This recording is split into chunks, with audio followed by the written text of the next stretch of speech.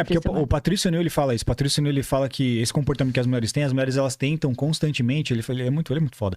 Ele diz que as mulheres, generalizando, tentam constantemente diminuir o cara. Ainda mais hoje em dia que elas são masculinizadas, né? Que isso é uma forma, o cheat test é uma forma de medir o valor do cara e testar, porque a mulher não quer um cara fraco e frouxo do lado dela. Então ela tá sempre tentando transformar você num tubarão banguelo. Aí um dos princípios que ele fala lá, que eu acho interessante até falar pra rapaziada no canal que ele fazia, que ele diz o seguinte: a culpa é sua. Porque ele fala, elas vão ser assim e vão fazer o que elas tiverem que fazer. Elas vão tentar transformar você num beta, digamos assim, num capacho, que é uma forma delas testarem sua força. Ele fala, a culpa é sua. Você que tem que controlar isso, você que não pode permitir, porque elas são o que elas são e vão continuar sendo. Foi mais ou menos isso que você identificou em você? Foi. Não, na verdade, assim, eu lembro que foi um vídeo que você tava falando sobre a mulher querer controlar a situação, uma mulher dominadora, tipo, aquela mulher que quer sempre estar no comando. E eu percebia que com o meu ex, eu não conseguia dominá-lo, eu não conseguia mandar no relacionamento. Então eu usava uma estratégia inconscientemente. Hoje eu consigo identificar que que eu fazia isso por tentar querer controlá-lo. Que era terminar o relacionamento. Que eu sabia que nosso relacionamento era uma coisa muito importante pra ele. E quando eu terminava com ele fazia aquilo que eu queria que ele fizesse. Por exemplo, ele queria sair no sábado pra ir pra Roosevelt depois do trabalho, com os amigos. E eu não queria.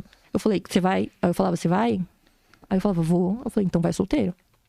Você foi pra lá. Pra onde que ele queria ir? Ele gostava de ir pra Roosevelt. Roosevelt, sei, a pracinha. A praça, né? Ele trabalha ali pelo centro. E aí era isso que acontecia. Ele ficava bravo, tipo assim, puta, e não ia. Aí depois, no outro dia, eu ia lá e amansava a férias de novo, voltava, entendeu? Eu fazia isso, galera. Eu reconheço que eu fazia isso. Porque era uma forma que eu tinha de dominá-lo. Porque nada que eu falasse pra ele, eu conseguia dominar esse cara. Eu falava, cara, mano, eu não consigo ter o controle do relacionamento. Mas É ele que me controla. E aí eu descobri esse ponto fazendo isso. E aí eu comecei a terminar o relacionamento várias vezes. E o sexo? Você chegou a fazer a mesma coisa com o sexo? Ah, não, porque a gente namorava à distância, né? Então toda vez que a gente se via, o sexo era maravilhoso. A gente se viu uma vez no mês. Não. Você meio que não resistia, né? Você queria também, né? Então pra você era difícil de segurar. Lógico, nosso sexo nunca foi ruim. A gente namorou por quase 2 anos. Então sempre que a gente se via, era como se fosse aquilo que você falou. Sabe quando você briga, tem aquela briga, depois você se reconcilia e tem essa certeza maravilhosa? Era sempre esse. Porque a gente tava sempre brigando, então assim, quando a gente via, era sempre o sexo de reconciliação. Quem corria atrás depois da briga? Eu, sempre. Você tava na submissão também. Sempre. Eu chutava e depois pegava ele de novo, porque eu sabia que ele ia correr pra outras mulheres. Eu não queria que isso acontecesse, entendeu? Entendi. Mas não adiantou nada, porque ele corria do mesmo jeito. E depois que eu terminei, que eu fiquei sabendo que eu fui correndo pra caramba. Certo. Ah, mas isso aí é meio que óbvio, né? Relacionamento à distância. Ah, não, pra mim não era, galera. Eu era blue pill.